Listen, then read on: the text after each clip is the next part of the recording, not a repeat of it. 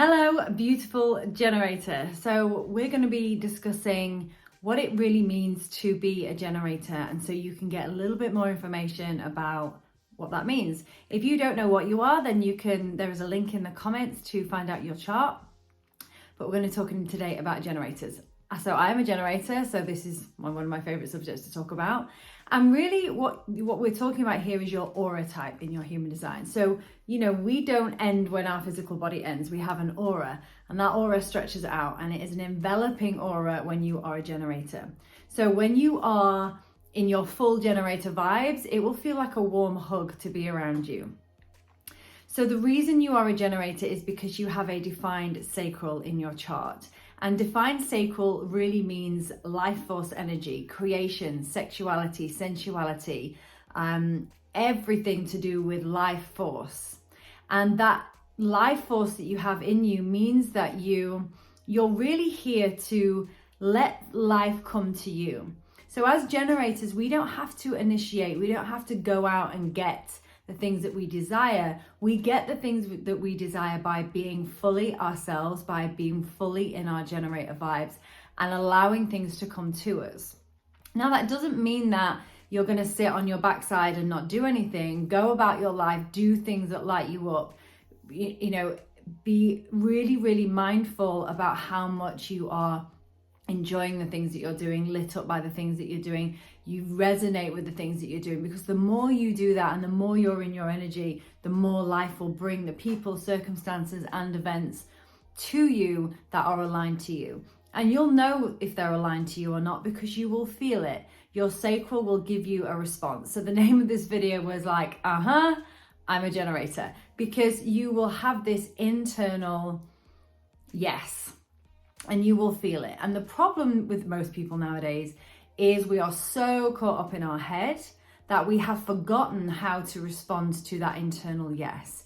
And for generators, this is so, so important. So one of the reasons why I use positive intelligence in my work too is because it allows us, it's an actual process and an operating system to get out of our heads, drop into our bodies and listen to what we are being guided to do. So when we think about this response, so as a generator, is your strategy to respond. That means respond to life.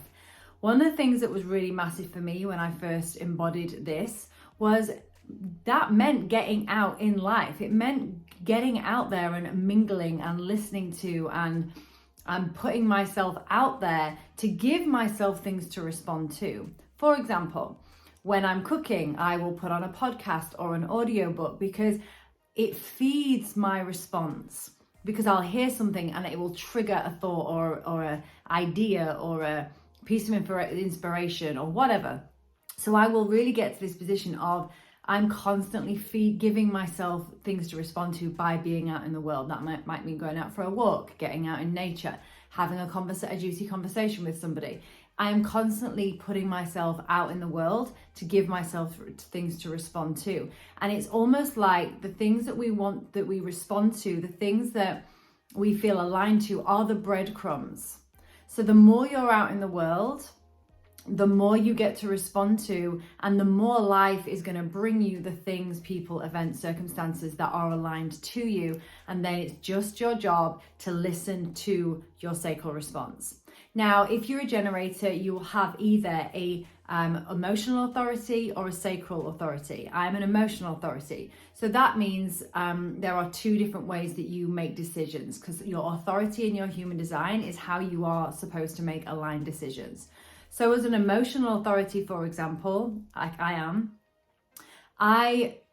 it's best not to make decisions when you're emotional, either in an emotional high or an emotional low. It's much better for us to give ourselves 24 hours. So my go-to line when making any decision is, I need to sleep on it, give me 24 hours, I'll see how I feel about it tomorrow. Because we really want to be making decisions from a neutral place.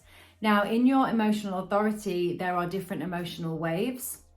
I will be doing another video that goes into those in a bit more detail.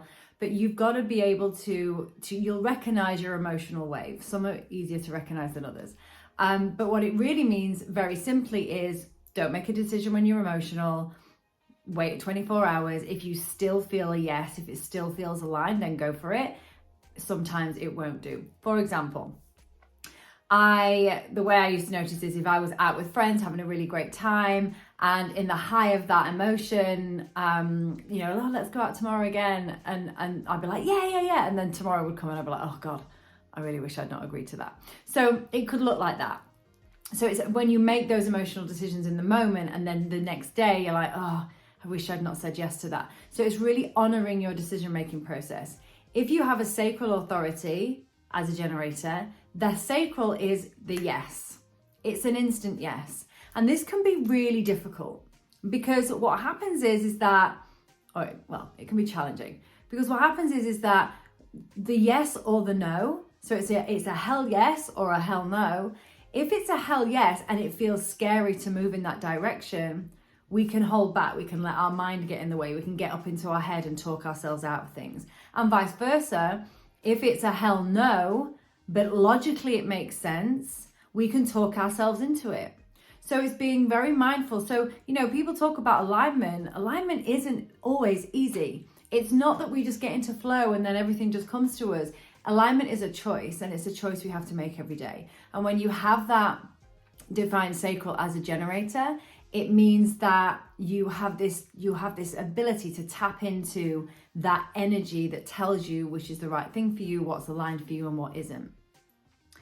The next thing you need to know as a generator is that you have energy for the things that you are lit up by the things that you resonate with, by the things that are meant for you, and you won't have much energy for the things that aren't.